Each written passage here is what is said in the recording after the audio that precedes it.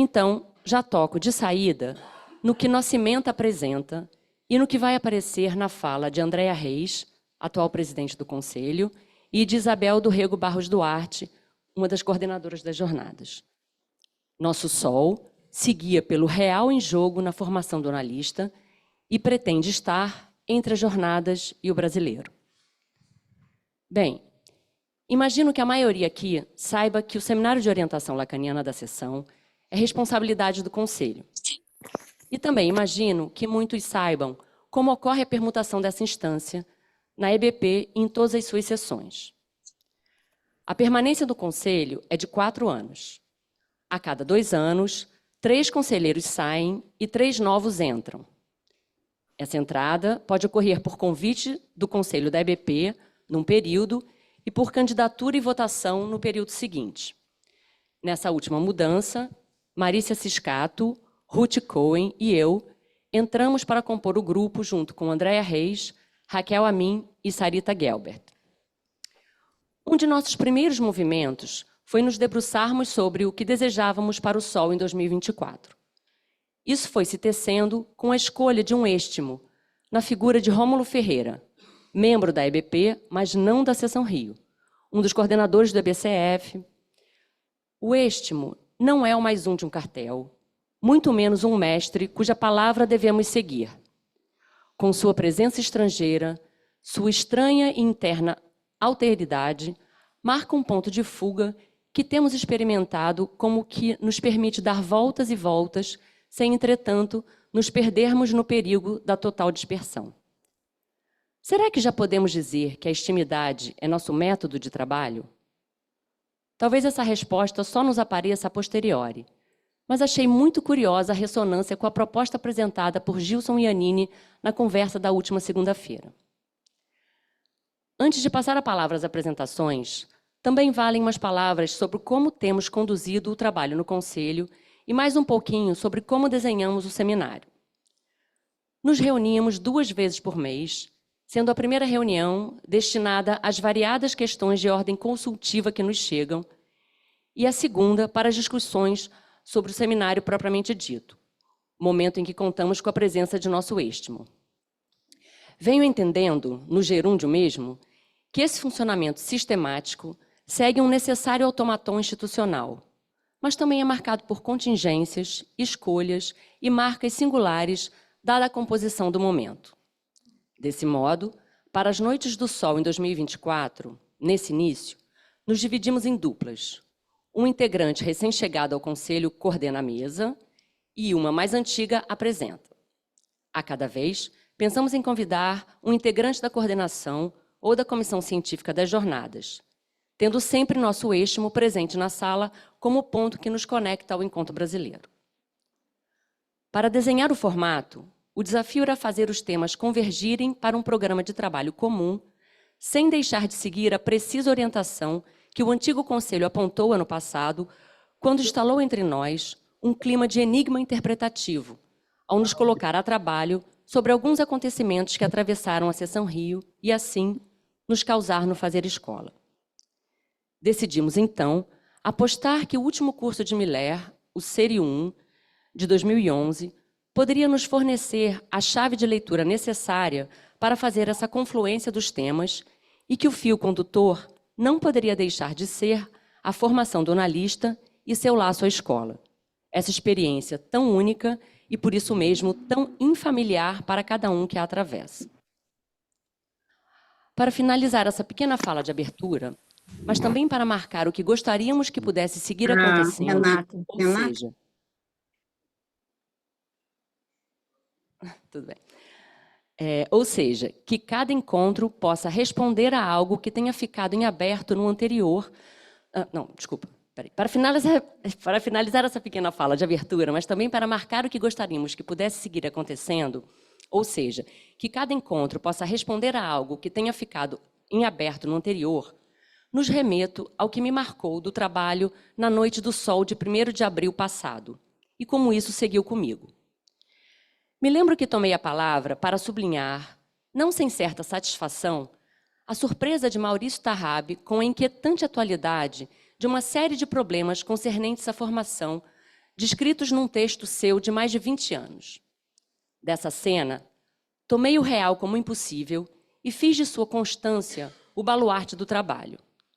Surpresa maior aconteceu quando, às voltas com as questões no Conselho, me deparei com outra apresentação do real, dessa vez pontual e contingente, e que me fez voltar ao texto daquela noite e destacar dele o efeito de formação não mais como persistência, mas como ruptura. Cito: esses momentos de ruptura, esses momentos de descontinuidade, são a consequência de um encontro na prática, nas leituras, na análise, na supervisão, que é sempre um encontro que revela uma falha no saber que não pode ser completada com os recursos imaginários simbólicos aos quais estamos habituados. Assim, no intervalo da última atividade do Sol, a preparação de hoje, me defrontei com as versões do real ordem e do real trauma que encontramos tão bem descritas nas lições sugeridas para essa conversa. A partir desse pequeno exemplo, gostaria de colocar ênfase na, digamos, pergunta-guia, destacada por Miller nas 2 lições escolhidas para hoje. O que, afinal, é o real? Vamos ver que consequências podemos retirar dessa pergunta e da leitura do Série 1 ao longo do ano. Passo a palavra a Andréa Reis e depois a Isabel Duarte para podermos conversar.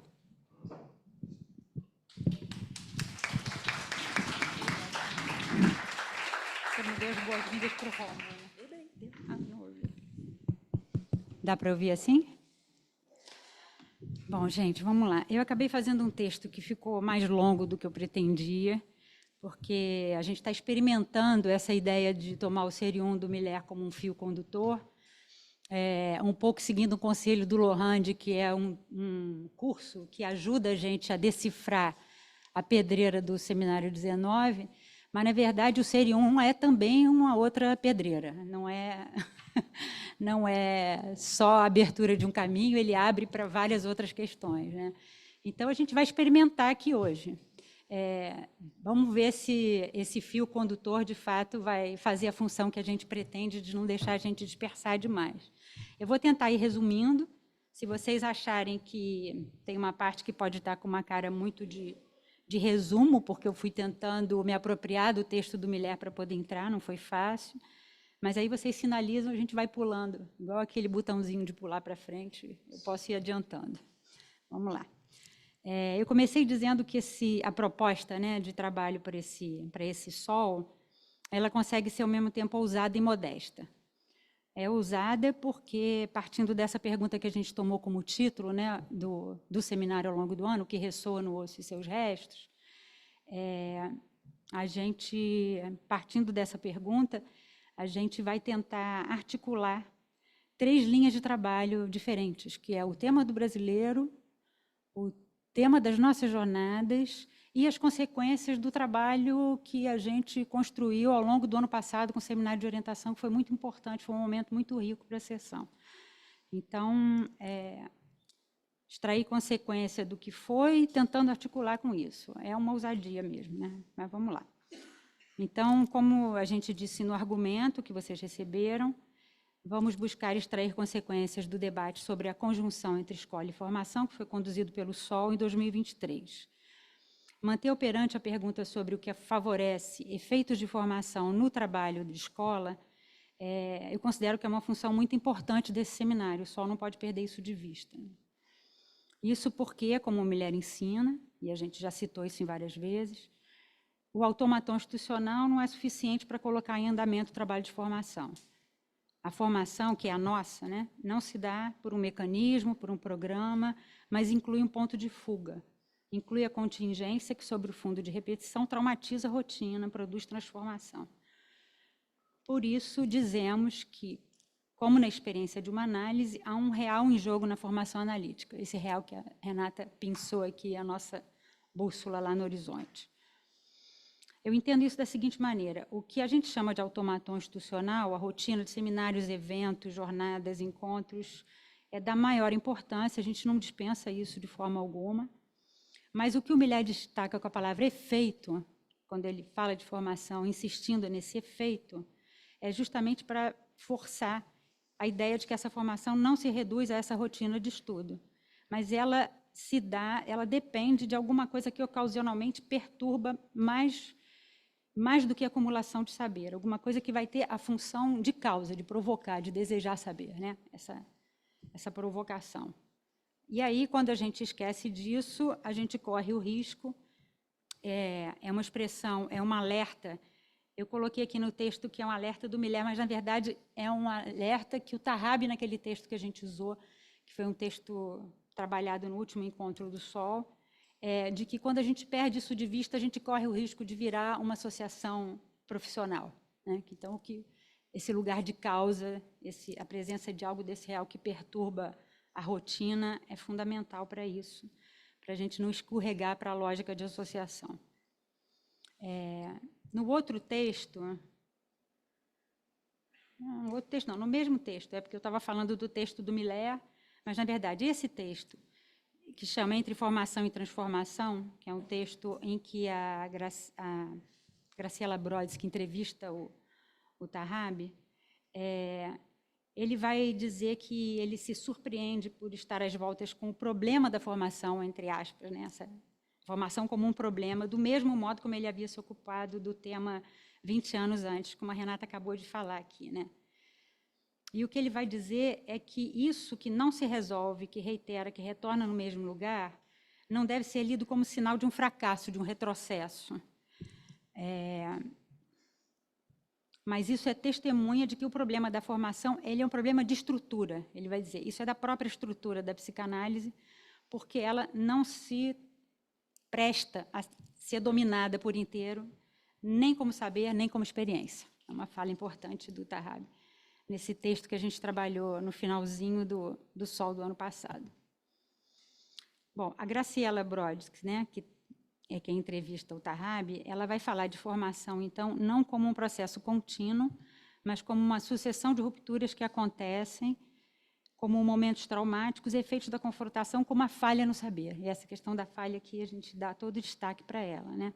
Que é justamente o lugar que é reservado a essa falha, seja na formação, seja na clínica, e o modo como cada discurso vai se arranjar com essa falha, é uma das maneiras que eu acho que vão ajudar a gente a convergir esses três temas: formação, corpos aprisionados e a interpretação, né? Pelo modo de dar lugar e de tratar essa falha, né?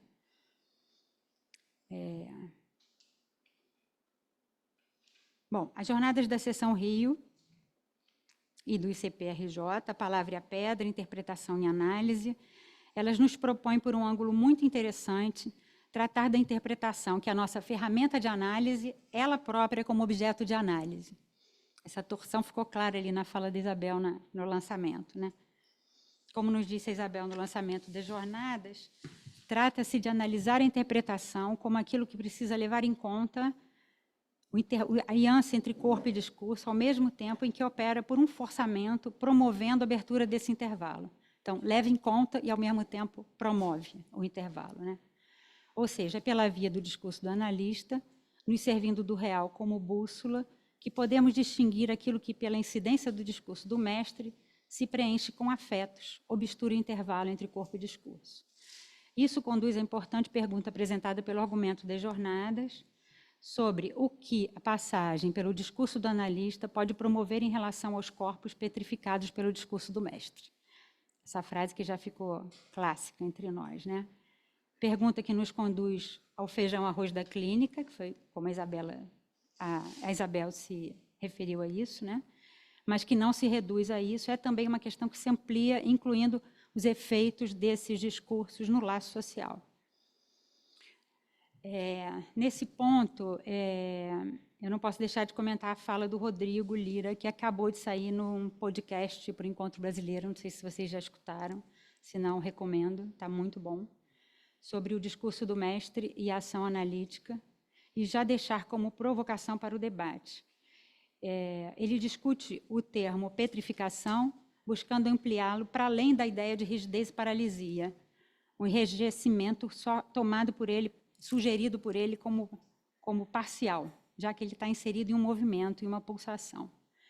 Ao separar o petrificado do seminário 11 daquilo que aparece na célebre frase do 19, ele acaba nos ajudando numa discussão muito importante, que foi destacada também por Romildo no lançamento do Encontro Brasileiro, sobre o risco de tomarmos o discurso do mestre como algo a ser combatido pelo discurso do analista unicamente como um agente petrificador.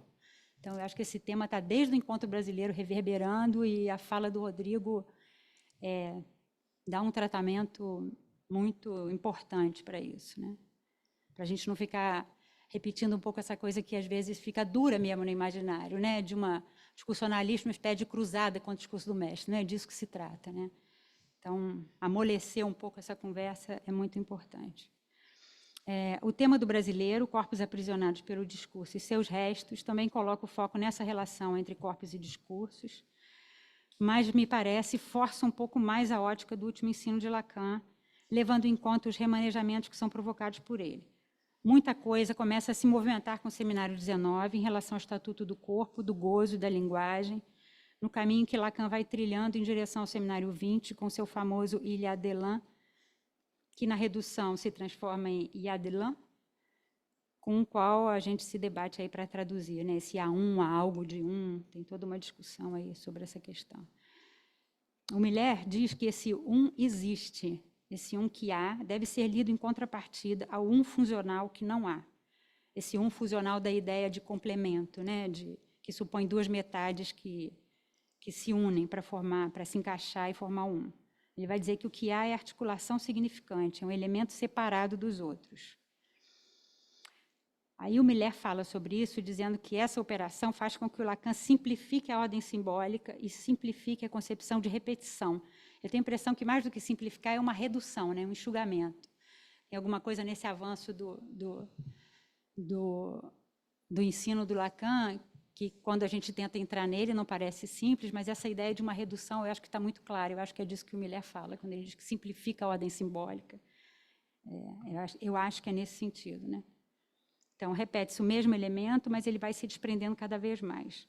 O Il y a de l'un responde e, ao mesmo tempo, antecipa o aforisma "não há relação sexual", que é o tema do próximo congresso da MP. Bom, a dificuldade e a riqueza desse Seminário 19 se deve, em parte, a esse cenário que a Renata citou aqui, eu acho que de um texto do Marcos, onde ele fala que é o canteiro de obras do não todo, né? Que dá um pouco bem essa ideia de que é um seminário que não é conclusivo, a gente vai tentando pegar ali enquanto o movimento vai acontecendo, ele triturando ali um conceito, né? É uma construção em andamento, né? E que dá a impressão de que realmente nada está muito assentado e muita coisa vai se revelando durante o movimento, né? Enquanto movimento. Bom, então, juntar isso tudo em um programa de trabalho, como eu disse no início, é muita ousadia. Ao mesmo tempo, a gente insiste que é uma proposta modesta, porque a gente, óbvio, não vai tentar esgotar, responder às inúmeras questões que esses temas provocam, mas criar um clima de conversação em torno dos pontos de dificuldade que eles provocam. Então, isso era o que a gente queria muito que acontecesse, que esse seminário aqui pudesse criar um ambiente para onde viesse convergir o trabalho que já está acontecendo na sessão, nos cartéis rumo ao brasileiro. Já tem um trabalho grande em andamento. E tem um trabalho também que não está exatamente começando, já começou, né, mas também em cartéis rumo às jornadas. Então, é modesto nesse sentido, que a gente cria um ambiente de conversa aqui para que o resultado desse trabalho possa chegar até aqui e seja um espaço de conversação, né? Bom, é muita coisa e aí a gente, obviamente, corre o risco da dispersão. Por isso, a gente escolheu esse curso do Miller como uma espécie de fio condutor. Primeiro, porque ele oferece algumas chaves de leitura importantes para o Seminário 19, através daquelas séries de oposições que o Miller faz bem, né, de colocar uma coisa contra a outra num esquematismo que a gente sabe que não reduz, mas ajuda a gente a localizar.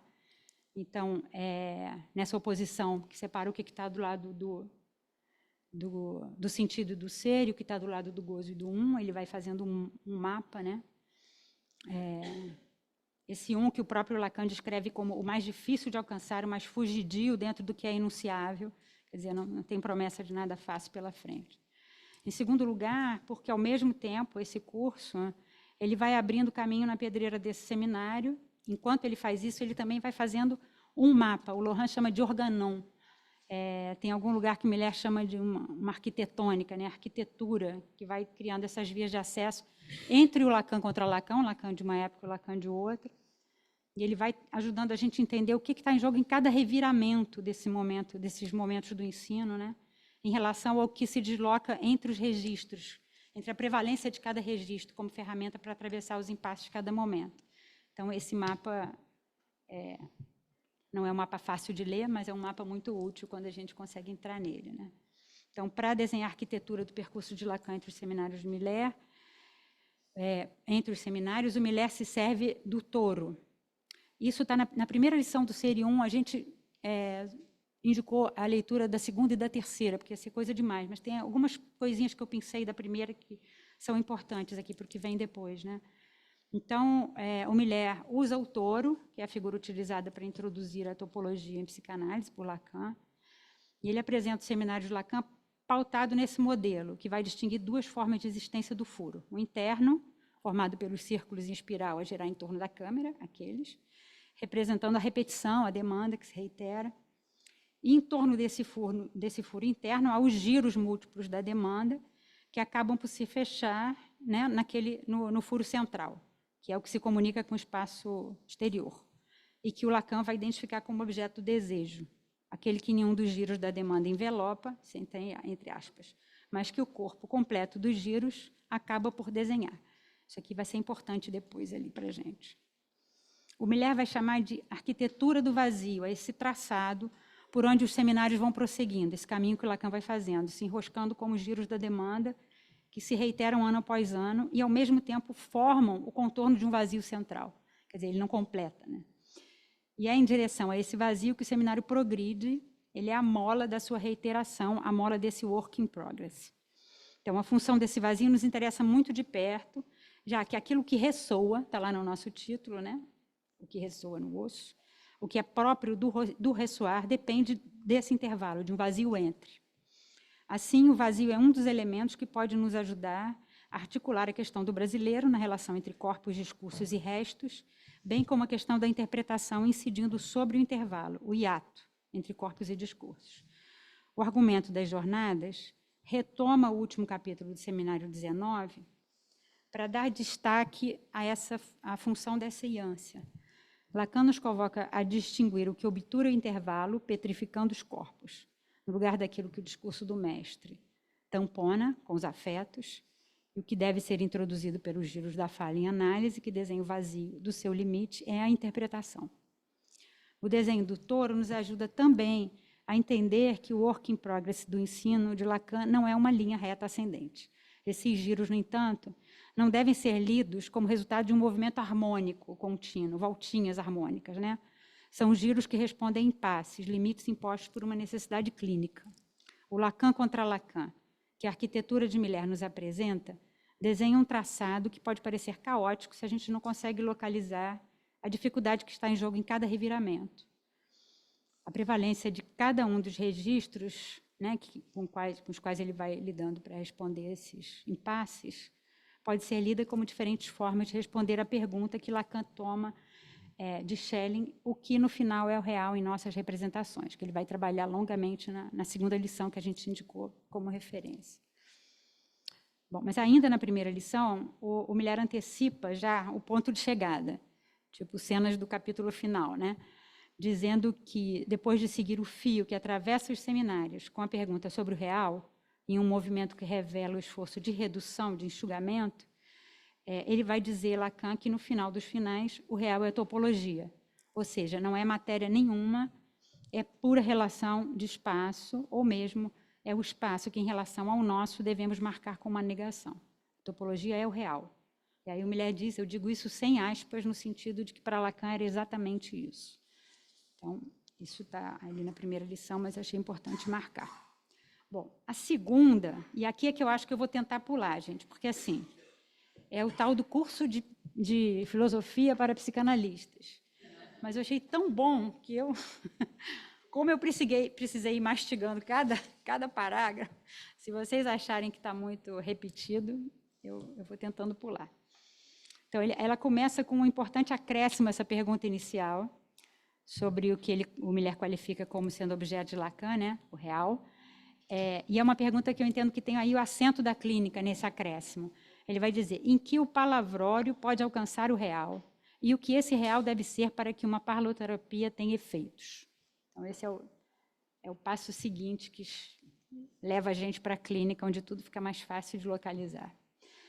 Bom, para responder essa pergunta, o Miller recorre à filosofia, buscando por uma via as origens do real como causa. Ele vai fazer todo um traçado dessa ideia do real como causa, né? Que é o real que interessa a psicanálise. E, por outro, busca localizar o que está em jogo na questão da representação, que ele fala o que é do real para além da representação, né?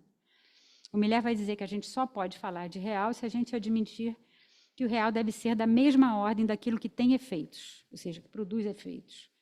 É preciso que, por algum viés, o real subsista pela fala. Diz também que a pergunta sobre o real, ela se tornou uma questão, né, uma pergunta urgente, a partir de Descartes, e que foi a ele que Lacan retornou para extrair o seu conceito de sujeito. Foi só a partir de Descartes que tudo aquilo que é se torna na e pela representação.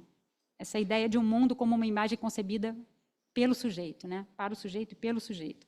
Ele vai dizer que até então, a ideia de mundo como representação estava inteiramente ausente na filosofia escolástica, ideologia medieval, onde tinha ali o Deus para garantir isso, né? Para qual o mundo se sustentava na condição de criado pelo Criador. Não era, então, um mundo criado por e para o sujeito, mas por e para a divindade. Parece óbvio para a gente hoje, mas eu achei bem interessante lembrar isso. Miller lembra que a Vorstellung, a representação inconsciente, é um termo central em Freud. Ele vai entrar na história da representação agora, né? Ele vai dizer, apesar do que Lacan se esforçou para demonstrar, temos dificuldade de apagar o fato de que em Freud inconsciente é tecido de representações inconscientes. Então, a representação emerge como tal quando o que Heidegger chama de o mundo se torna o que é convocado pelo cogito, quando o mundo é aquilo que deve entrar em cena diante do sujeito e ser avaliado por ele. Então, foi com Descartes que se começou a avaliar o que é representado segundo seus graus de realidade. Para que o cogito emerja, é necessário primeiro ter posto em dúvida tudo o que é representação, né? Já que não tem a garantia lá divina. Isso é, reconhecer que ali não há nada de real. É o que chamamos da dúvida cartesiana. O Miller diz que até hoje é assim, o homem se torna o centro de referência para o ente como tal. E é na época da representação que surge a questão se tudo isso não passa de um sonho. Trata-se, então, de uma certeza que não permite ser representada, ou seja, o cogito sozinho não garante que a gente vai poder passar da representação para o real. E aí ele vai lembrar que o Descartes, entre aspas, né, resolve isso através de um estatuto singular da ideia de Deus, o Deus como um outro, que é posto ali como uma espécie de passador da representação para o real, esse Deus do Descartes, né? E aí o Miller vai lá, chama o Kant. É difícil essa lição, porque a gente acha que ele vai dar a passagem para a tal da biblioteca de Lacan no seminário, mas ele abre outra biblioteca. Mas eu acho que ainda assim tem um caminho aqui que, pelo menos eu gostei de aprender, né? Aí o Miller vai dizer, então, que foi com Kant, né, com a ideia da coisa em si, que ele vai ultrapassar esse restinho escolástico que o Descartes põe em cena novamente, né? Então, a coisa em si como tal é da ordem daquilo que do real não passa para a representação. E foi a partir do momento em que a gente não pôde mais se servir do significante Deus para garantir essa transição que se tornou urgente a questão do real. Isso virou uma questão para valer, né? E aí que entra a clínica. O Miller vai dizer, como o cogito sozinho não garante podermos passar da representação para o real, para realizarmos essa operação, é preciso ir buscar, distinguir entre as representações do sujeito uma que seja distinta, especial, que teria propriedade excepcional de operar a junção da representação com o real. No rastro das jornadas, valeria perguntar como incide a interpretação sobre a palavra de modo a destacar a pedra no meio do caminho como presença que perturba, como modo de apresentação desse real, se isso vale, né, para a gente usar aí como referência. Bom, ainda no rastro dos filósofos, tem vários aqui que eu cortei, tá? Ele vai falar de outros, mas ele abre muitos parênteses nessa lição. O Miller esclarece que Lacan foi buscar em Hegel uma equação entre o racional e o real, e que é preciso fazer uma pausa aqui para saber de que real se trata. O Miller diz que o Lacan entrou na psicanálise armado com a frase tudo que é real é racional, de Hegel, e destaca a palavra wirklich, que é usada por Hegel para designar o que é efetivo ou atual. Então, o que Hegel designa é o real como aquilo que tem efeitos, como o que é causa e ao qual se tem acesso por meio da razão, porque ele é de ponta a ponta racional. Então, diferente da coisa em si, de Kant, que a gente não tem acesso. O Miller, ele usa uma expressão, está traduzida como mimindo, tipo, ironizando um pouco. Ele vai dizer, essa coisa em si, do Kant, está meio que dormindo ali, a gente não tem acesso, tá? É mística. Né? Quase que dizendo que, para a gente, acaba não tendo nenhum valor, né? Essa coisa em si, inacessível, inalcançável e tal. Diferente do real do Hegel, que é um real que opera, que produz consequências, né? Então, a partir daí, Miller foca no uso que Lacan fez dos 3 registros, sempre de olho na pergunta sobre o real. Vai dizer que o estruturalismo de Lacan foi uma resposta à questão do real, que lhe pareceu, a Lacan, operatória para a psicanálise, a fim de passar do palavrório para o real. Isso que parece que é um certo enxugamento, né? Então, outra passagem importante para a clínica. A posta em marcha da associação livre, isso aqui não é citação minha mesmo. A posta em marcha da associação livre, muitas vezes, resulta numa produção de sentido que não passa de uma cobertura para o gozo. Lacan, em televisão, qualifica essa vertente da proliferação de sentido, do palavrório, como cômica, ele usa essa palavra. Essa vertente que nos fascina pela fala, que se faz passar por bom senso, tida como senso comum. A essa vertente que se apoia na elucubração de sentido, de um bem que pode levar ao pior, ele opõe a vertente do signo, Lacan, por onde aponta a dignidade da psicanálise. Então, isso orienta a clínica a deslocar a escuta do sentido rumo à leitura do sintoma, a troca de pergunta, e isso está também no argumento das jornadas, né? De um jeito diferente, mas é isso, né? A troca de pergunta do que isso significa pela pergunta o que isso satisfaz. Miller diz que o que Lacan deixou como marca foi o fato dele ter sido aquele que mostrou em que o simbólico era real, em que se tratava daquilo que há de mais real na psicanálise, na constituição do sujeito. É o real como wirklich, o real como causa. Já no final do seu ensino, em uma conferência de 74, Lacan nos ensina sobre isso. Ele vai dizer, ao nível do sintoma, ainda não é realmente o real, é a manifestação do real ao nosso nível de seres vivos. Enquanto seres vivos, somos roídos, mordidos pelo sintoma, o que significa que, no fim das contas, somos o que somos e estamos doentes, mais nada. Esse trecho do Lacan me ajudou a ler, o que me ajudou a ler esse texto, tem um arquivo da biblioteca que tem uma conversação dos AMS da sessão sobre orientação lacaniana. Esse arquivo é maravilhoso. Não sei se vocês lembram, foi lá naquela casa lá do Pro Saber. E ali tem uma fala do Marcos que eu acho que, para mim, é muito precisa em relação ao que é esse real que interessa para a gente, né? Então, ele vai dizer, não é o real ideal, inefável, místico, silêncio absoluto. Porque isso levaria a gente para uma coisa meio da religião, né? A psicanálise como... Esse fora de sentido não é um vazio absoluto.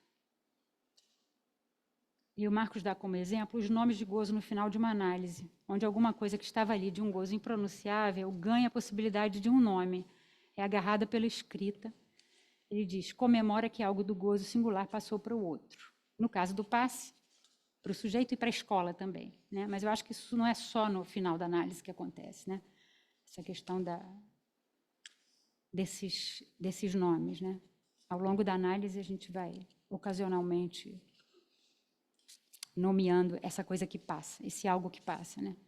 Miller conclui essa lição dizendo que no ensino de Lacan acontece a redescoberta de que o corpo tem um estatuto que não esgota o imaginário, que não esgota a forma, a visão do corpo. Isso vai ser central para a pesquisa dos 2 temas e já foi tratado na preparatória do Brasileiro, dia 18. Teve a fala do Luiz Fernando, que é muito sobre isso, tem comentário do Rômulo também, sobre essa questão do lugar que o imaginário ganha com o último ensino, né? Peraí, perdi aqui o finzinho da frase. E o lugar onde isso se desenrola, onde está em jogo a questão de Schelling, que, afinal, o que é o real? Esse lugar na psicanálise é a fantasia, diz o Miller, que aí é o tema da lição seguinte. Então, a terceira lição é toda sobre essa questão da fantasia, com mais algumas coisas que ele vai acrescentando, né?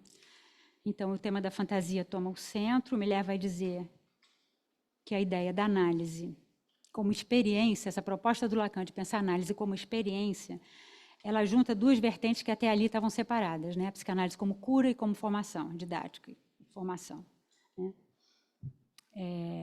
Com essa ideia de experiência, o processo único da análise produz consequências sobre a fantasia. É sobre isso que a experiência da análise opera. E somente por acréscimo, então, efeitos de cura e de formação. A partir daí, Miller confronta dois valores distintos da fantasia, como tela e depois, a partir da proposição, como janela. Numa primeira abordagem, a fantasia aparece como que faz tela diante do real para o sujeito. A travessia dessa tela lhe permitiria ter acesso ao real, até então impossível.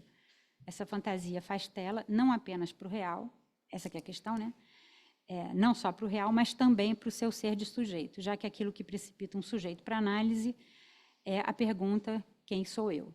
Então, ele vai dizer que, por isso, o efeito maior da experiência analítica, nessa perspectiva, não é nem a cura, nem a formação, mas de uma revelação ontológica, quer dizer, a resposta a essa pergunta, né, do quem sou eu.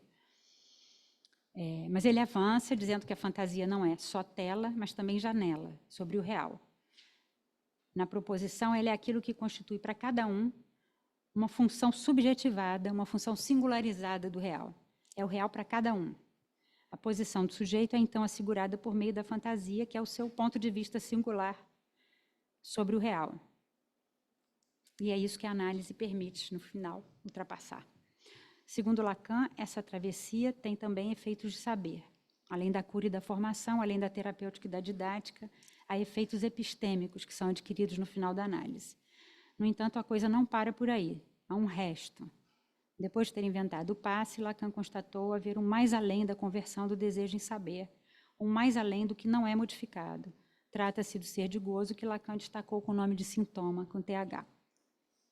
Então, o ser de desejo pode se converter em ser de saber, e a fantasia, pela via da interpretação, pode ser revelada, né? Levando a atravessar a causa do desejo, mas o ser de gozo não, permanece rebelde em relação ao saber. E a questão que o Lacan nos deixou, então, é da relação entre gozo e o sentido. O que ele chamou de passe era a resolução da conversão do desejo em saber, sendo que o mais difícil é a relação entre o gozo e o sentido, o que não se presta a uma travessia. É a pedra no meio do caminho que Miller, em O Osso de uma Análise, toma emprestado do poema de Drummond, quando afirma que esse poema é uma alegoria daquilo que se trata em relação ao osso de um tratamento. O fato de que há uma pedra no meio do caminho é justamente a repetição significante que atrai o sujeito. Isso é uma citação do Miller no Osso de uma Análise. O Miller diz que o real nem sempre quer dizer a mesma coisa. Retornar sempre ao mesmo lugar quer dizer só que o real não é dialético, que ele tem um caráter rebelde. Quando Lacan, no início, introduz essa categoria, ele faz dela um elemento excluído da experiência, do primeiro ensino, né? Nesse sentido, estando excluída da realidade, o real é o simbólico que aparece como virklich, que aparece como real eficaz. Esse é um passo de Lacan no que concerne a sua primeira abordagem da psicanálise. Que está meio repetido isso, né? Peraí.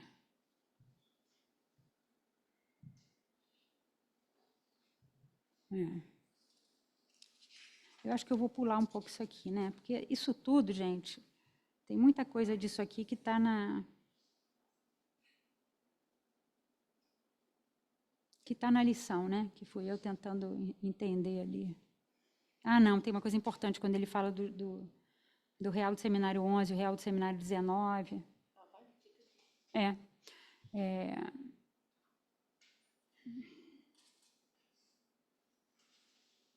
Bom, vou dar um pulo aqui.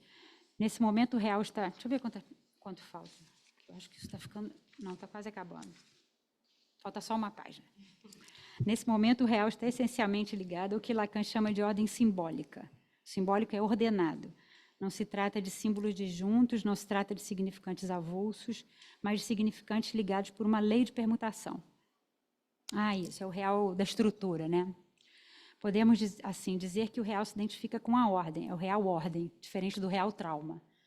Eu peguei isso aqui porque eu sabia que você ia comentar depois, né? No seminário 11, é de outro real que se trata. Há um desenganche do real e do simbólico, no qual o real permanece o que retorna sempre no mesmo lugar, já que o pensamento não o encontra. Então, o real aparece essencialmente como que é evitado, e precisamente como que não se encontra na ordem. É importante porque isso tem tudo a ver com a figura do touro, né? Que é isso, como aquilo que, pelos giros, vai ser recusado, né? Tem algo que resiste a ser preenchido ali. Então, esse real como evitado. Trata-se da oposição feita por Lacan dos termos aristotélicos chique e automaton. O automaton é a rede dos significantes, é nela que se encarna a ordem simbólica e onde vemos os significantes retornarem, insistirem, serem solidários, serem calculáveis. São os giros do dito que desenha o touro. Isso. Ao passo que a tique é perfurada, não obedece a uma lei. Esse encontro tique se realiza como que por acaso. Nesse como que por acaso, já está o anúncio daquilo que no ultimíssimo ensino de Lacan ele ressaltará como o real é sem lei. E aqui, em relação ao real ordem, temos o real trauma, ou seja, o real como inassimilável. Miller localiza duas interpretações diferentes de Lacan a propósito da repetição. Então, no começo você ensina a repetição do lado da ordem simbólica como automaton. Mais tarde, porém, a repetição é situada do lado desse real trauma, que vem furar, perturbar a tranquilidade da ordem simbólica, a sua homeostase. A repetição freudiana é a repetição do real trauma como inassimilável, e é precisamente isso que faz dele a mola da repetição. E aí o Miller faz uma referência ao punctum, que eu não vou detalhar aqui, vocês devem saber o que é, aquela figura do Roland Barthes, né? Que ele fala na Câmera Clara, que é um livro sobre fotografia, que é a presença daquele objeto estranho que meio que perturba a ordem do que ele chama de estúdio, que é o que dá a harmonia da fotografia. Essa ideia do punctum, o Miller vai fazer referência a isso para entender de que se trata nesse real, essa presença estranha, né? O real como aquilo que resiste à estrutura, à homeostase, né? Como um puro A. Então, é um real apresentado por meio do detalhe, fora da estrutura, como resíduo daquilo que se pode dar conta pela estrutura, o que mais tarde o Lacan vai chamar de naco de real. O Miller vai dizer que esse naco de real está no extremo oposto à lei estrutural, né? Que é ordenada. O punctum é esse instante, é essa presença que irrompe, né? Eu me lembro que naquele seminário que o Romildo e o Marcos deram sobre a presença do analista, também vocês falaram dessa figura da presença como punctum, como isso que rompe, né? Que arrebenta a cena. Então, o punctum de Barthes me remeteu a uma questão que foi proposta pelo Rômulo. Isso aqui é nesse esforço louco que eu estava fazendo, um malabarismo de juntar todos esses temas, mas vamos lá. Porque foi recente, né? Agora, dia 18, teve a primeira preparatória do Encontro Brasileiro, e na fala do Luiz Fernando, o Rômulo pensou alguma coisa sobre a presença do infamiliar. Eu acho que isso depois ajuda a gente a pensar numa questão para a jornada. A fala do Rômulo era assim: me pareceu que você abordou que a perplexidade que o infamiliar nos provoca é causada pela incapacidade instantânea do simbólico, dos discursos, em contornar o gozo que transborda da imagem e captura o olhar. E aí ele pergunta: a verdadeira prisão do corpo é o gozo? Isso estaria contemplado aí, nesse infamiliar? Bom, novamente, a pedra de Drummond pode nos ajudar quando Miller diz sobre ela que é um obstáculo intransponível que obriga o sujeito da enunciação a repetir de maneira inconsolável que há essa pedra, a repetir a evidência dessa presença. O fato de ser intransponível, no entanto, não nos obriga a paralisia, a impotência. Miller diz que, senão não haveria análise, né? A gente não estaria aqui falando disso. Miller diz que quando alguém busca uma análise, porque tropeçou, porque há uma pedra no caminho, aí aqui a citação dele: nós o convidamos a falar e o que nos orienta em nossa escuta é que há no caminho de sua fala um osso. Antecipamos que sua fala vai girar em torno desse osso, em espiral, circunscrevendo cada vez mais perto até esculpir esse osso. Miller conclui essa lição, destacando que em Freud, como em Lacan, o estilo do gozo de um sujeito está sempre ligado a um primeiro acontecimento de gozo, de valor traumático, e decorre do que lhe vem do outro. A espontaneidade para nós não é a do sujeito, mas a do jogo dos significantes. O que faz, então, a junção com um pé de cada lado é a fantasia, do jeito que o Lacan escreve o S barrado pulsão de A, unindo elementos heterogêneos. Um que resulta do significante, o sujeito barrado, e outro que provém de uma escrita imaginária, a qual Lacan, em seguida, dá o valor de real. Fantasia é uma espécie de estrutura, então, transhistórica, que, quando separamos as ordens, obriga a registros distintos, a encontrar o que é um só tempo, um termo mediador e um termo que perfura um nível a partir de um outro. Bom, é assim que a gente pode entender, então, a proposta das jornadas, com a ideia de que palavra e pedra se conjugam na interpretação. Concluo com um trecho do seu argumento, que pode abrir a conversa naquilo que converge os temas, não só do brasileiro, das jornadas, mas que já aponta para o próximo congresso da MP. A interpretação lacaniana vai além do sentido sexual, apontando para a não-relação. Daí a importância de discernir não só o sentido sexual, mas a satisfação que se extrai da fantasia e o gozo opaco que a excede. É uma citação do argumento escrito pela Angélica e pela Paula Leger. Ufa! Obrigada, Andréia, pelo seu esforço. Agora vou passar a palavra para a Isabel Duarte.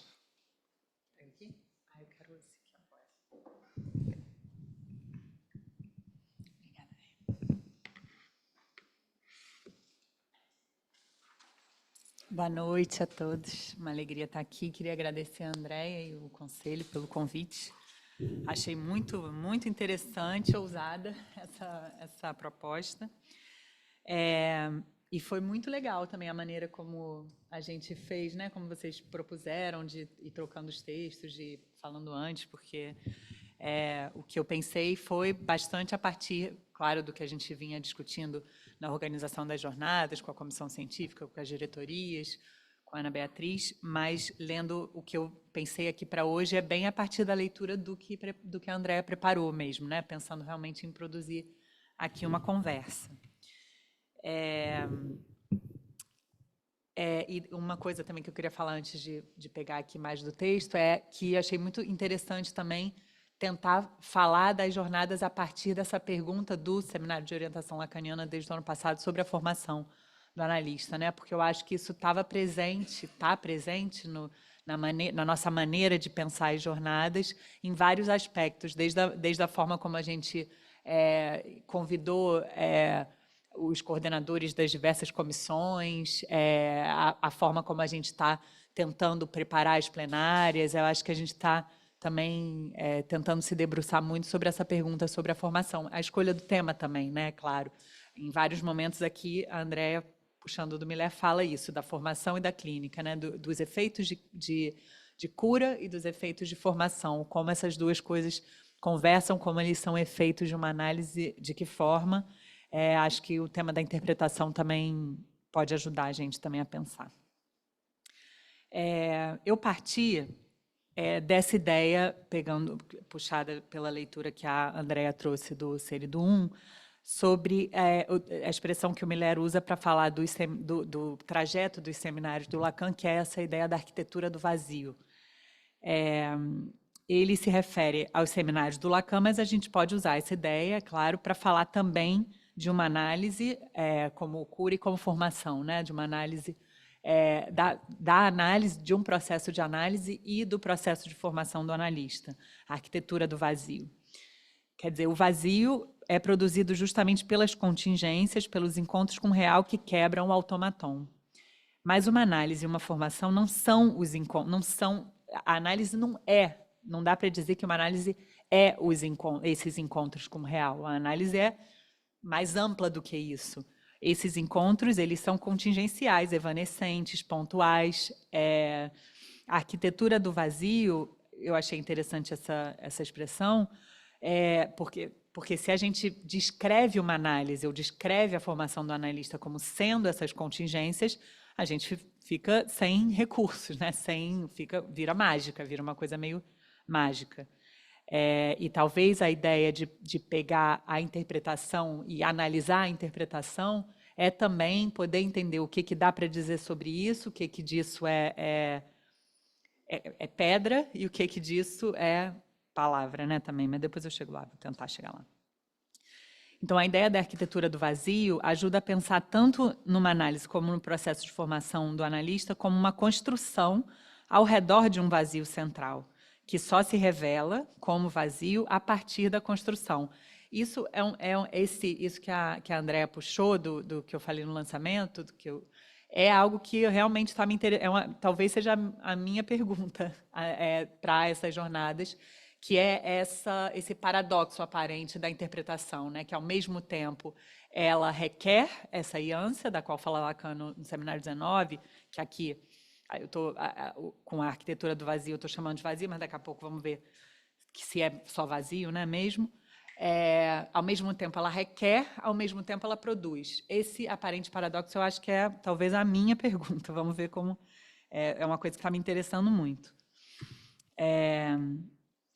E então, essa construção, por sua vez, requer encontros contingenciais que estão aqui justamente do lado do vazio, do que suspende o sentido, para obter a sua forma, né, a sua forma arquitetônica.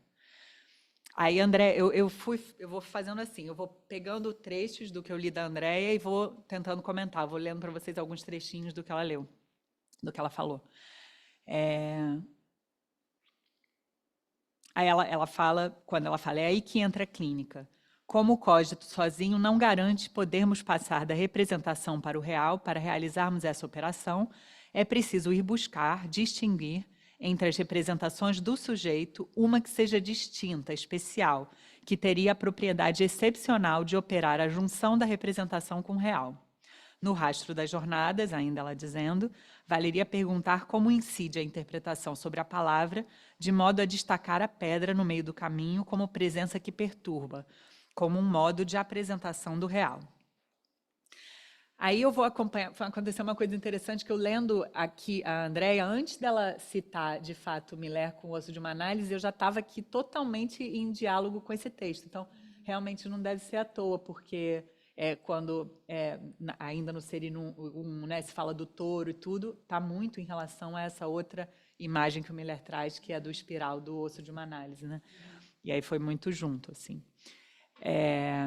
Quando ela traz, então, essa referência a essa outra fala do Miller, que também inspira as jornadas desse ano, o osso de uma análise, que é uma conferência que ele fez no Brasil, em Salvador, em 98, o Miller aponta para o movimento da análise de se reduzir a algo essencial, o osso, através do que ele nomeia operação redução.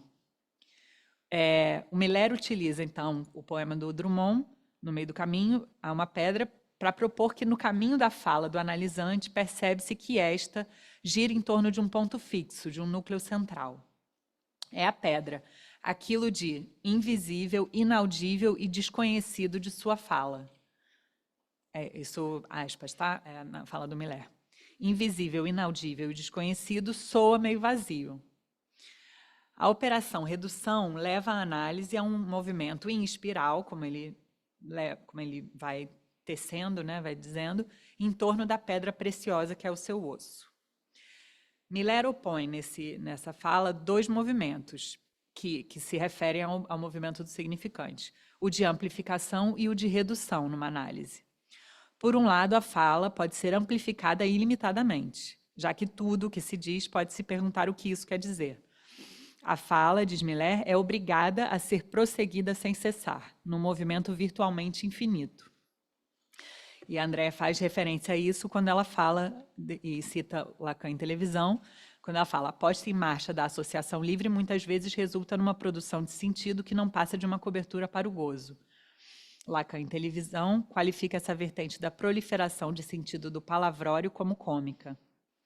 Há essa vertente que se apoia na elucubração de sentido, de um bem que pode levar ao pior, ele opõe a vertente do signo, por onde aponta a dignidade da psicanálise. Isso na Andréia.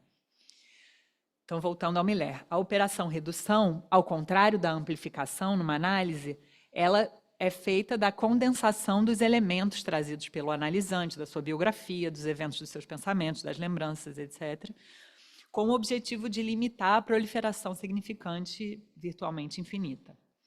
Essa condensação, segundo Miller, se daria em 3 tempos. Em primeiro lugar, a repetição dos significantes. Isso é bem, né? talvez bem isso, o dia a dia, né?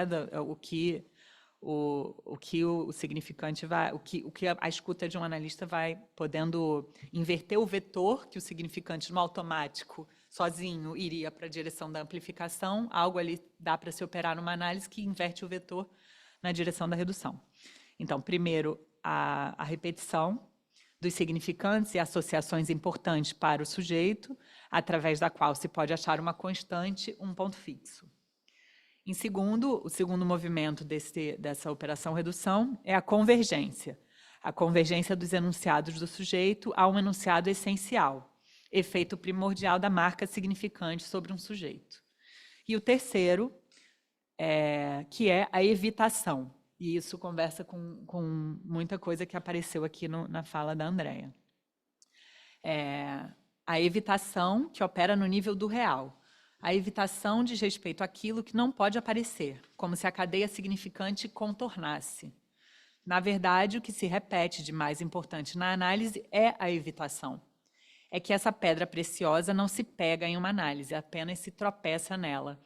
E aí isso também conversa bastante com essa definição aqui do real como ordem, do real como trauma, né? Seja o real evitado porque é o que não se encontra na ordem, ou o real trauma como inassimilável, de ambas as perspectivas, o que isso vai fazendo é construindo uma certa parede, né? Por aqui não, por aqui não, por aqui não, e aí isso faz a parede que eu estou falando da arquitetura, com a ideia da arquitetura, né? A arquitetura, as paredes feitas disso que vai sendo pela via da evitação. Então, essa referência ao osso de uma análise me ajudou nessa tarefa de entender a ideia da arquitetura do vazio, que me ensinou muito essa expressão que o Miller trouxe, que a Andréa puxou. Pensar, então, no impossível. A palavra que tinha me vindo primeiro era impossível, mas agora também dá para pensar no inassimilável, do real trauma, na própria palavra trauma, né, do que é o trauma. Então, pensar no impossível, no inassimilável, no trauma, como uma forma de precisar de que vazio se trata numa análise, e também na formação do analista, me ajudou a entender de que parede se trata nessa arquitetura. Se cada volta do espiral é causada pela evitação, é exatamente esse impossível que determina a redução, impedindo o significante de se amplificar infinitamente. Por isso a referência ao vazio de significante. Mas, por outro lado, esse impossível é determinado por algo bem cheio. Isto é, a relação intransponível do sujeito com seu gozo. Essa pedra, que justamente não é uma palavra, a palavra pedra não costuma nos remeter a algo vazio, né? Tem como material o cheio do gozo. Podemos aí ver uma diferença entre o que Freud e Lacan localizam nesse limite do espiral, né? Para Freud, a partir de construções em análise, a gente poderia dizer que esse limite é descrito muito mais perto de um vazio mesmo, porque o que ele descreve é o fim das representações minêmicas, o limite da interpretação e o que levaria o sujeito à necessidade da construção de uma cena primária, a partir de um encontro com um vazio de significantes, de representações e da interpretação. Para Lacan, a partir de Miller com a pedra-osso, o que se tem é um cheio de gozo que se apresenta como vazio por sua rebeldia em relação ao significante e pela evitação. Como vazio ou como pedra, o que se apresenta é um limite. E aí vem a pergunta que a Andréa traz da preparatória da preparatória ou do lançamento? Da preparatória, né? A pergunta do Rômulo para o Carrijo, a partir da preparatória, que é a verdadeira prisão do gozo, a verdadeira prisão do corpo é o gozo? Isso estaria contemplado aí? Novamente, estou citando a Andréa, novamente a pedra de Drummond pode nos ajudar quando Miller diz sobre ela que é um obstáculo intransponível, que obriga o sujeito da enunciação a repetir de maneira inconsolável que há essa pedra, a repetir a evidência dessa presença. O fato de ser intransponível, no entanto, não nos obriga à paralisia, à petrificação da impotência. Mas o limite, né, esse limite, seja vazio, seja pedra, esse limite pode ser mais fronteira ou pode ser mais litoral. E a questão, aí voltando a Andréa, estou puxando partes do texto dela. E a questão que Lacan nos deixou é a da relação entre gozo e sentido. O mais difícil é a relação entre o gozo e o sentido. O que não se presta a uma travessia. É aí que Andréa cita, é a pedra no meio do caminho do Miller. Então, será que a gente pode escolher tomar o limite entre gozo e sentido mais como litoral do que como fronteira? Justamente, o que não se presta a uma travessia prevê uma ânsia. Se não tem travessia possível, o que resta é uma ânsia, a ser mantida aberta, voltando ao seminário 19. Então, primeira pergunta, para concluir, vou concluir só com algumas perguntas. Como a interpretação pode, então, considerar os dois termos, gozo e sentido, ao mesmo tempo em que mantém a ânsia entre eles aberta? Talvez seja a partir daí que possamos tentar avançar nesse paradoxo ao qual me referi no lançamento das jornadas e que a Andréa citou. A interpretação conta com essa ânsia ao mesmo tempo em que a produz. Aí eu pensei aqui uma coisa, mas solta, tá? Compartilhando com vocês um pouco para esse work in progress. Fiquei pensando se produz a ânsia, se a interpretação produz a ânsia no sentido, mas contando com a ânsia intransponível que o gozo já determina de antemão, né? Foi uma ideia. Se é porque tá solta ainda essa ideia, por isso que está confusa. Mas a minha pergunta se a interpretação como dá, né? O que fazer com isso? A interpretação conta com a ânsia ao mesmo tempo em que a produz. Aí eu fiquei me perguntando, será que ela produz a ânsia no sentido, mas ao mesmo tempo em que conta com a ânsia intransponível que o gozo determina? Usando isso, né? Usando isso, ela produz. Isso. Então, misturando um pouco as referências acima de Lacan com Freud, a segunda pergunta. Como da pedra chegar à construção? Né? Como, em vez de pensar a construção em análise do Freud apenas a partir do vazio do limite da interpretação, do vazio de significantes, etc., como pensando a pedra, quer dizer, incluindo o gozo, partir para a construção. Né? E aí também isso faz referência ao que a Andréa lembrou do Marcos, né? Falando dos nomes, do final de análise, né? Um pouco isso, talvez ajudasse do que passa. Talvez isso ajudasse por aí. E concluo concordando com as palavras de Andréa. É assim que podemos entender a proposta das jornadas, com a ideia de que a palavra e a pedra se conjugam na interpretação. É isso.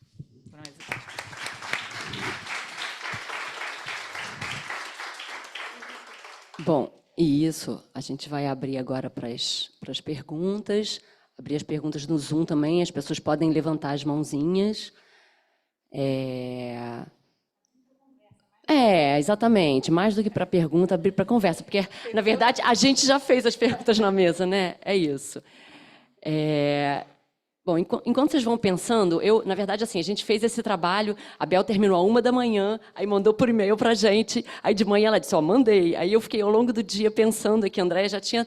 Então, a gente ficou conversando, né, nesse final de semana e hoje. Então, enquanto vocês vão pensando, eu pensei uma coisa e mandei para elas, eu vou falar aqui também. Bom, primeiro, eu fiquei impressionada com o trabalho de corte e costura que a Andréa fez, juntando 4 coisas quase que injuntáveis, né?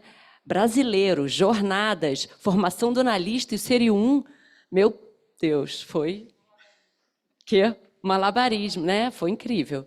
E acho que a Bel, por sua vez, escandiu suavemente a pedreira ou o bordado da Andréa, pinçou pontos, alargou, começando a conversa, ao colocar os temperos e nos indagar sobre o ponto de cozimento do feijão. Acho que a Bel vai terminar sabendo fazer feijão, depois dessas jornadas. Bom, vocês duas destacaram exatamente o mistério dessa passagem da representação para o real na clínica.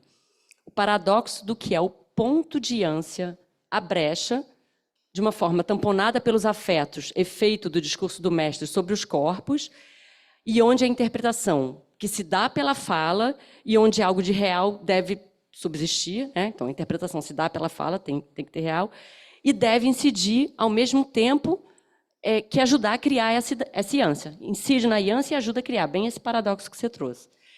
E como esse ponto, ao longo de uma cura ou da formação do analista, é a pedra, mas também o furo que contornamos. Esse que a Bel traz como o terceiro tempo da evitação no osso de uma análise. São muitas as apresentações do real, anfibologias do real, como o Miller fala numa dessas lições. Mas acho que o nosso ouro é o real como contingência. Será que só se tropeça nessa pedra? Bel, você mesma pergunta como da pedra se chega à construção. Acho que dá para fazer mais coisas com esse algo bem cheio ao qual você se refere. Por exemplo, a gente já falou aqui, mas eu quero frisar, quando a Andréia apontou na fala do Marcos os nomes de gozo, né, que quando esse algo de singular é agarrado pela escrita e passa para o outro. E também, ouvindo o podcast do Rodrigo hoje, pensei no que é a fruição. Peraí, eu me perdi aqui, mas a fruição com o cheiro do pão fresquinho, da massa sovada e amassada. Isso também a gente pode fazer. É o que, em algum momento, cessa de não se escrever. Mas, ao invés de corrermos disso, de vivermos isso como trauma, fazemos algo com isso. Que cara isso pode ter para cada um? Vamos ver se a gente consegue, nas jornadas, fazer isso aparecer. Bom, Marinês. Primeiro, achei excelente tanto a fala a introdução da Renata, o trabalho da Andréia, né? Eu li os textos ontem, mas você foi indo, também as elaborações da Isabel, a volta da Renata. Não sei se eu vou acrescentar nada, não, mas eu fiquei pensando várias coisas a partir do que vocês falaram, né? E esses 2 capítulos que eu li, que anotei várias coisas, porque é difícil, ele fala, essa frase que até a Andréia falou, o Miller fala, né? O que é real, o que é a causa no campo freudiano, é a estrutura da linguagem, né? Então, aí ele já mistura, né, a linguagem com o real, né? Então, aí depois ele fala da fantasia, e eu estou tentando entender esse lá, que a gente está às voltas no Seminário 19, ele fala como é que ele fala aqui também, que eu anotei, que você também falou, que se chega a fantasia como real também, né? Na fantasia você tem e o próprio toro. Por que ele usou o toro, né? O toro você tem alguma coisa da demanda que vai se decantando, alguma coisa que é o furo do que vai causar o desejo como vazio. Cadê o aí, né? Porque quando tem na fantasia você já tem um sujeito e um objeto localizado, quer dizer, tem algo do que talvez nem se localize no objeto, né? E eu acho que a gente está só contornar a arquitetura aí do vazio, do que a gente não sabe. A gente está só contornando o que a gente não sabe. Até isso que a Isabel lembrou do Constituições e Anais, eu já não leio há algum tempo, mas quando ela falou em cena primária, eu lembrei do Homem dos Lobos. A cena primária, gente, é carregada de gozo, né? A cena primária do Homem dos Lobos é um poço de gozo, né? É olhando ali o coito dos pais, né? E o Freud é que tentou dar um nome. Então, eu acho que essas coisas vêm em conjunção. O que a gente faz na interpretação, que é a questão. Quer dizer, se esvazia, a Renata apontou aí um caminho interessante, quer dizer, o que se faz que pode esvaziar, tocar nesse gozo, que é o grande desafio da gente, né? Como é que toca no gozo, né? Então, mas você vê como, que eu acho interessante nessas lições do Miller, o real está na estrutura, o real está na fantasia, o real, quer dizer, em tudo isso, o real pode aparecer, né? O real está ali tocado, está se tentando construir alguma coisa em torno do real, né? E quando ele diz que está na estrutura da linguagem, eu achei genial essa formulação, porque aí não faz uma coisa estanque, né? Eu achei bem clínico, achei super clínico. Então tá, obrigada, gente, é só um pouco. Posso entrar aqui um pouquinho na conversa? Bom, hã? Tá. Sim, tem. Bom, a Renata fez assim uma apresentação primorosa do que é o nosso trabalho, né? Quer dizer, eu estou entrando também, estou entrante como ela e Marícia, e acho que a gente está começando a entender o funcionamento e a lógica, né, do que é um conselho. E como esse seminário é o que eu acho que é o que se extrai exatamente das discussões e de todo um pensar sobre o que é uma escola, uma formação, uma clínica. Eu acho isso primoroso. A Andréia fez um recorrido aí sobre o real que assim, se deu uma aula do real lá, do real simbólico ao real trauma. E eu achei assim, muito interessante essa costura que você fez, foi bastante ensinante mesmo. Eu acho que ajudou muito. Eu acho que agora reler o seminário e reler, né, vai ser mais fácil a partir do que a Andréa trouxe. E Isabel, assim, foi fantástica os seus recortes e esse local que você extrai, né, do texto da Andréa, essa construção, essa arquitetura mesmo que você trouxe. E tocou num ponto que eu adoro, que é o texto do Miller, no Ouço uma Análise, que inspirou muito o Boletim das Jornadas, né? E exatamente aquela questão até que a gente colocou lá no argumento, que era essa decantação do objeto, e que o Miller traz, assim, trata-se de um agalma, né, agalmatar, um brilho, né, nesse final de análise. Não é bem isso, né? A gente sabe que tem esse resto, tem isso que sobra, tem esses restos da construção também, né? E assim, eu achei interessante essa coisa do real que a Andréa traz. Você trouxe o real, né, trazendo o Miller, o real simbólico, né, porque é um choque quando a gente lê. O real é simbólico, ou o simbólico é real. Como? O que é isso? Aí ele vai trazendo essa construção que eu acho bem interessante. Aí você falou do real trauma, você falou do real do Seminário 11, né, que faz essa diferença, faz essa ruptura entre real e os outros registros. Mas eu lembrei também do real do Seminário 7, que eu acho que quando ele usa, né, quando ele extrai do Freud o conceito da ginga, ele também coloca o imaginário e o simbólico como semblante. Então, só para lembrar um pouquinho que também tem essa passagem. E também para chegar no final, que ele vai dizer que o real é a topologia, né? Quando ele diz o real é a topologia, não é uma coisa fácil, né? A gente fica assim, real é a topologia, como assim? O real é a estrutura? E aí? Né? Eu acho que é essa pedra que nos incita a continuar nessa busca de um pouco mais de saber sobre isso. E parabéns, aí é só um comentáriozinho. Marícia. Ei, gente, boa noite. Bom, vou pular os parabéns a todos e tal, né? Para a gente poder avançar um pouquinho, mas parabéns pelo trabalho.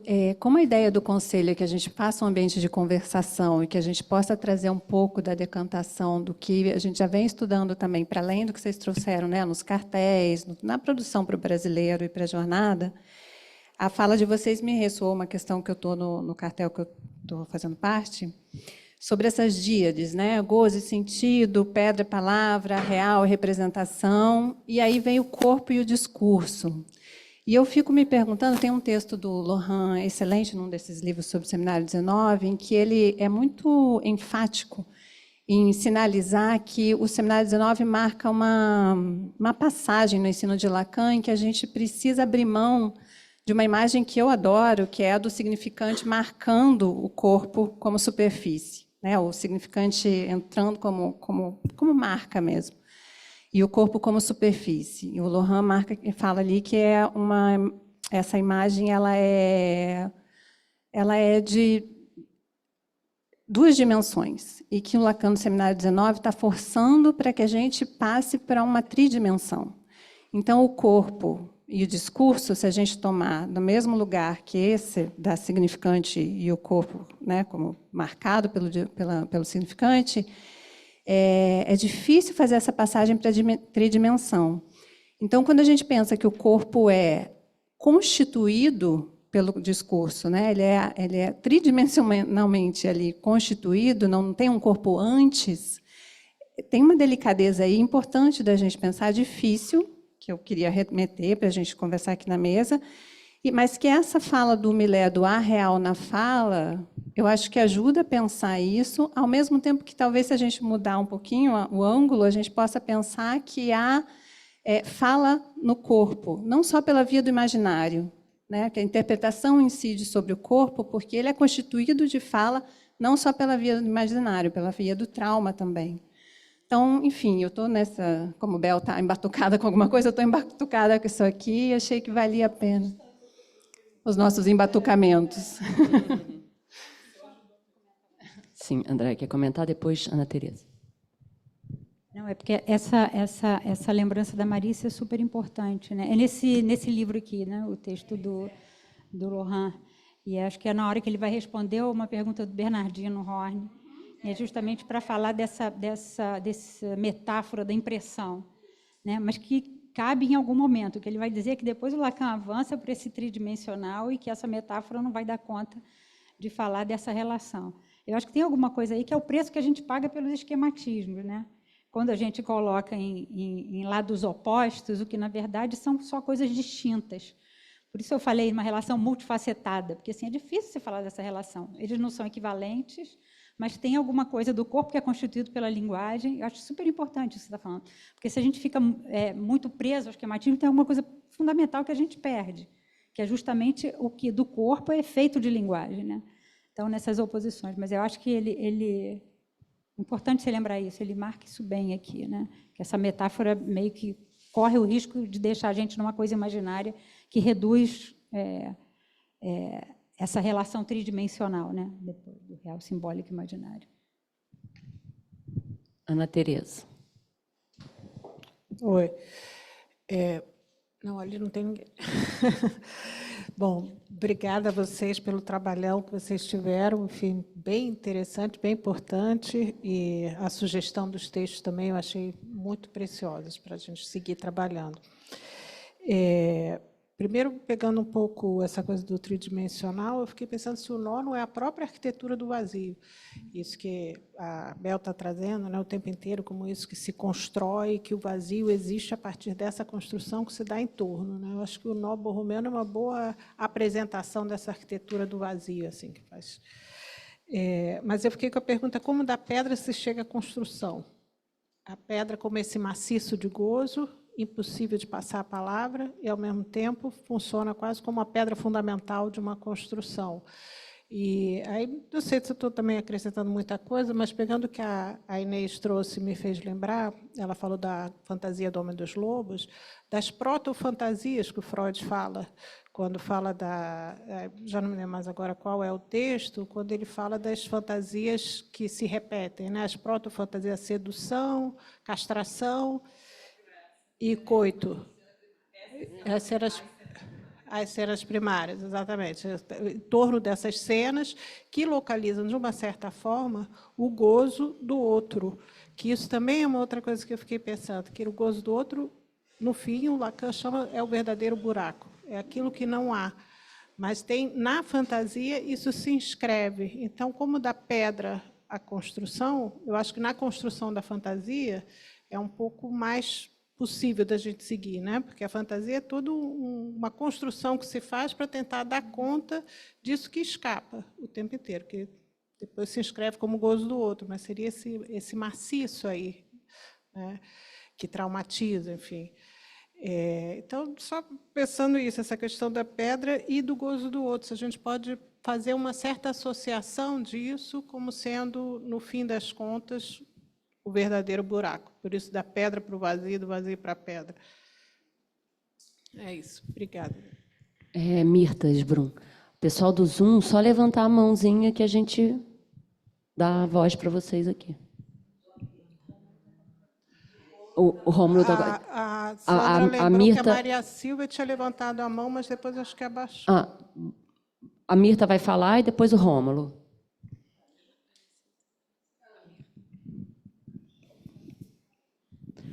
Bom, eu agradeço a Andrea e a menina, Isabel. E a Renata. Eu devo dizer, como disse um sargentino, eu fiz um cartel anos atrás sobre sobre o curso. Porém, eu li novamente as 3 aulas. Primeira, Andrea, fantástica, apesar de que é um curso sobre filosofia, e você realmente transmitiu muito bem toda essa primeira parte. Mas só para ser brevíssimo, o seguinte. Você coincidiria, então, Andrea, de que o real é sem significantes. Há saber no real, não é isso? Mas não há significante no real. Como sair dessa encruzilhada, desse axioma, né? os dois axiomas. E você encontrou um caminho aí que me parece que é a Vorstellung freudiana, né? Como uma Vorstellung especial, uma representação especial de cada sujeito poderia, de algum modo, dizer alguma coisa do impossível, do real como impossível. Te pergunto se você coincidiria com essa leitura que eu fiz a partir da sua fala hoje. E para ser também breve, Isabel, o seguinte, você, em seu final, todo interessante, sua leitura, mas é uma espécie de paradoxo no final. O gozo e a... Espera aqui que eu também te anotei. O gozo e o sentido. É litoral ou é fronteira? Fantástico. Então, o que eu pensei? Eu diria para Isabel, seguir o caminho dos modos de gozo de cada um. A famosa questão dos modos de gozo. E talvez me lembrei de uma referência à terceira, de Lacan, onde ele introduz a famosa questão da economia dos gozos. Seria a minha contribuição para a tua fala. Tá bom? E obrigada. Obrigada, Mirta.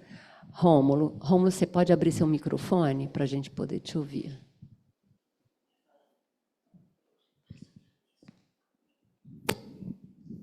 Não está abrindo? Ele não está conseguindo abrir, Gabriel. É. Agora, ele permitiu, Rômulo, é só você liberar aí. Pronto. Pronto. De fato, a gente vê o trabalho enorme, né, que Espera aí, Andréa... Rômulo, espera só um minutinho que a gente está te ouvindo mal. Tem que... Melhorou? Ele está botando você grande. Assim que você ficar grande na tela, a gente vai poder também... Não, mas eu sei, mas a gente vai poder ver a cara dele melhor. Ler o lábio.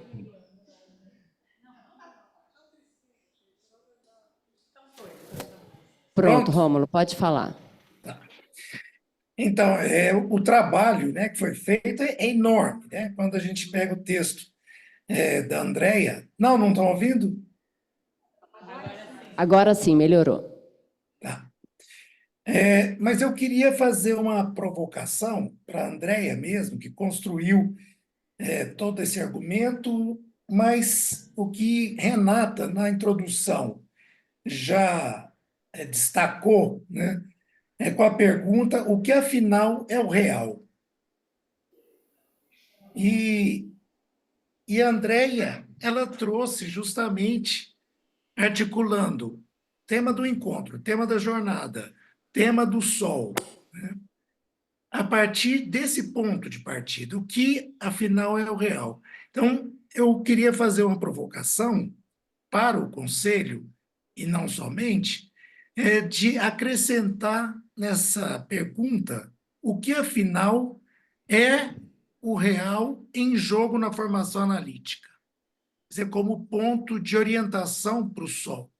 Mesmo que façamos as articulações, né, com os temas do encontro das jornadas, mas que esse seja talvez o ponto de orientação, que a gente não perca esse fio, né, porque me pareceu muito rico tudo que vocês trouxeram, principalmente, eu vou destacar alguns pontos assim, que me tocaram, tanto no texto como agora na discussão, que é a questão da falha, que a Andréa destaca.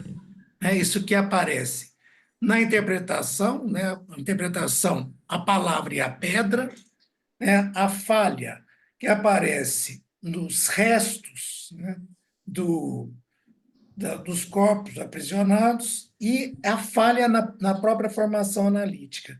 Então, eu acrescentaria na pergunta: o que afinal é o real em jogo na formação analítica? 3 pontinhos e coincidindo com os restos, né, que estão colocados de uma maneira ou de outra, tanto para o tema das jornadas como do tema do encontro.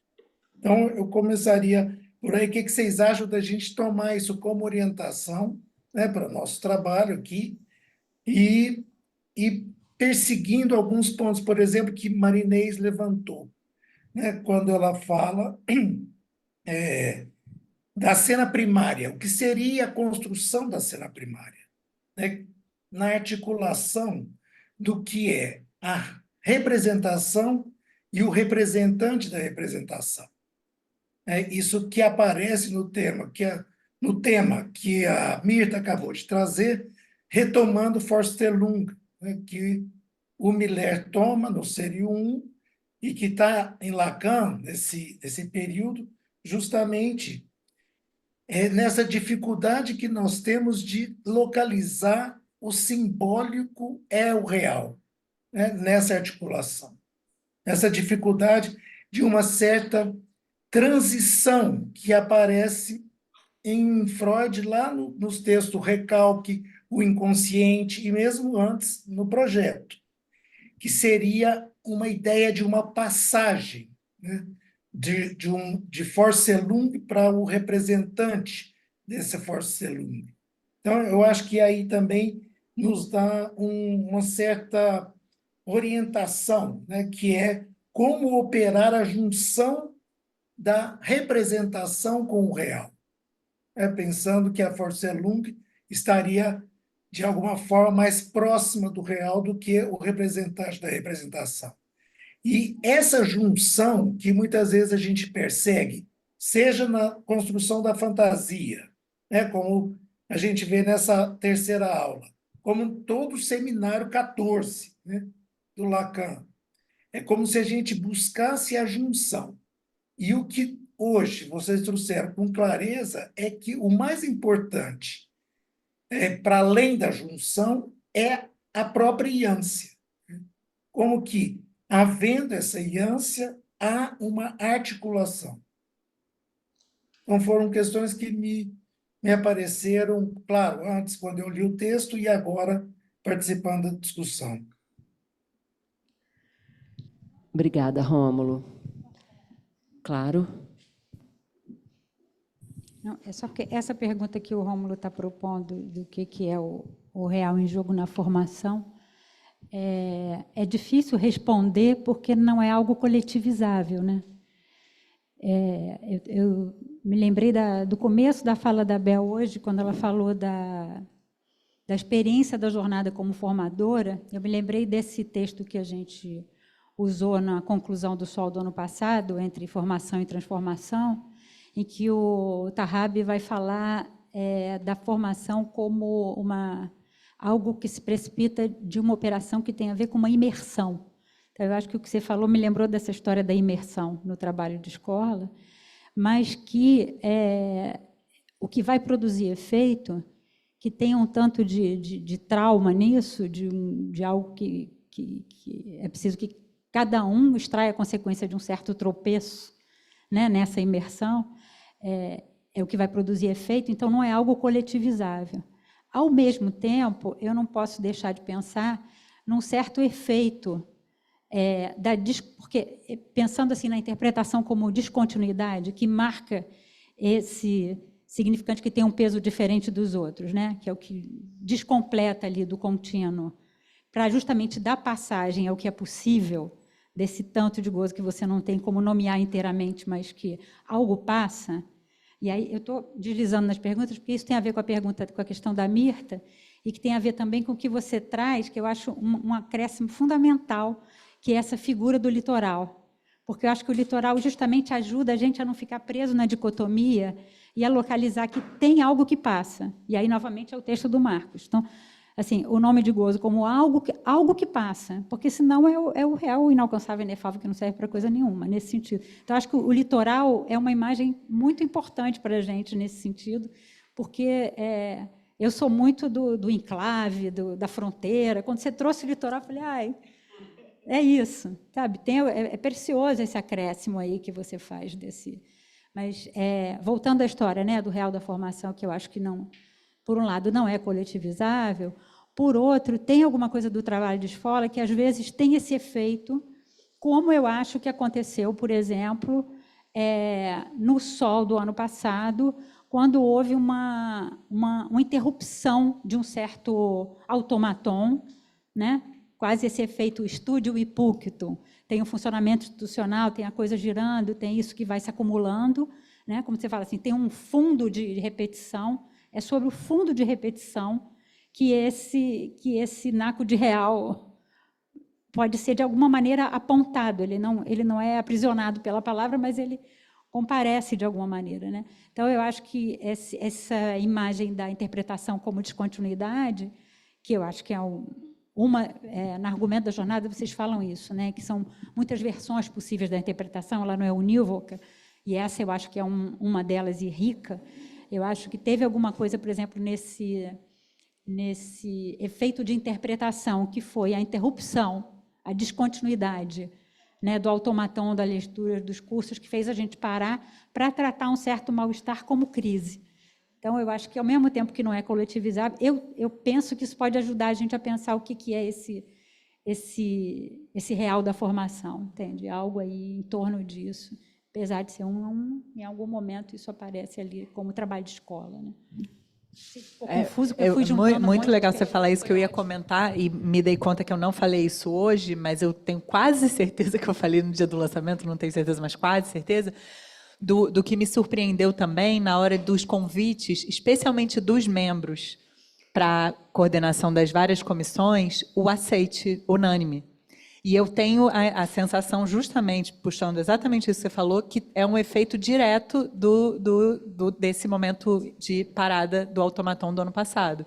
Para mim, isso ficou muito claro, assim, que esse debruçamento do sol do ano passado foi uma forma de, sei lá, alentar, especialmente os membros, né, para poderem estar nesse trabalho aí do dia a dia de uma jornada como formador, porque, ao mesmo tempo, é um jeito de poder levar o seu incompartilhável, ao mesmo tempo, para alguma coisa que é coletivizável, né? Eu acho que isso que você falou, acho que tem tudo a ver com essa jornada. Eu vi. A Ana Lúcia está ali, mas antes eu queria só falar um pouquinho sobre isso, porque nesse texto do Tarrabi, ele também fala, quando ele fala dessa imersão, ele faz uma diferença do lugar de trabalhador decidido e do analisante, e de analisante.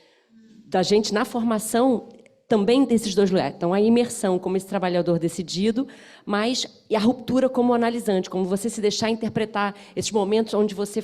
Aí que teria essa passagem da formação para a transformação. Então, acho que isso é legal também para nos ajudar nessa pergunta do Rômulo. Bom, gente, Ana Lúcia está com a mão levantada, já são 9h40, então Ana Lúcia vai falar e a gente encerra, né? Ana, pode abrir seu microfone. Bem, gente, boa noite. Eu acho que eu nunca tinha assistido a uma mesa assim, preparatória para uma atividade como essa, porque me pareceu uma mesa de estudos, onde cada uma trouxe o que está trabalhando, o que está pensando, os pontos de impasse, trazendo o estudo que está sendo realizado, como se fosse uma espécie de trabalho de comissão científica. Eu acho que isso é importante para nós, estar nesse lugar de estudo. Mas, já que alguns de vocês citaram as interrogações atuais de cada um, eu vou falar a minha. Eu senti um pouco de falta do analisante. Quando todo o processo que vocês estão trazendo da psicanálise, muito focado em torno do analista, da interpretação, né? Então, eu acho que se desde Freud e Lacan também insiste sobre isso, a própria análise é o principal ponto de formação, né? Eu acho que a gente precisava explorar um pouco mais como isso se faz, quer dizer, como que a análise pode ser a formação para tornar-se analista, a formação imprescindível, o ponto de formação imprescindível, né? E uma certa função. Tem momentos nas nossas conversas que dá a impressão de que o analista é que faz a análise, a sua interpretação, suas intervenções é que conduzem a análise. Quando a gente sabe que o analista está na posição de objeto, né? Ele está acompanhando o trabalho do analisante e fazendo intervenções em momentos precisos. E eu acho que o analisante continua em nós também, como analistas, quando a gente está na transmissão, trabalhando. Então, eu acho que senti falta desse aspecto, é incrível falar que senti falta de alguma coisa depois de tanta coisa que vocês fizeram. Sinto muito, mas é porque é o ponto que está me ocupando no momento. Tá? Obrigada. Legal, Ana. Isso me fez lembrar daquela frase, né? Não há formação do analista, só há formações do inconsciente. Eu acho que tem tudo a ver com isso. Agora, Rosário quer falar e Romildo também, gente. Vamos lá. Eu queria só lembrar, quando vocês estavam falando aí, bom, mais de um assunto. O primeiro é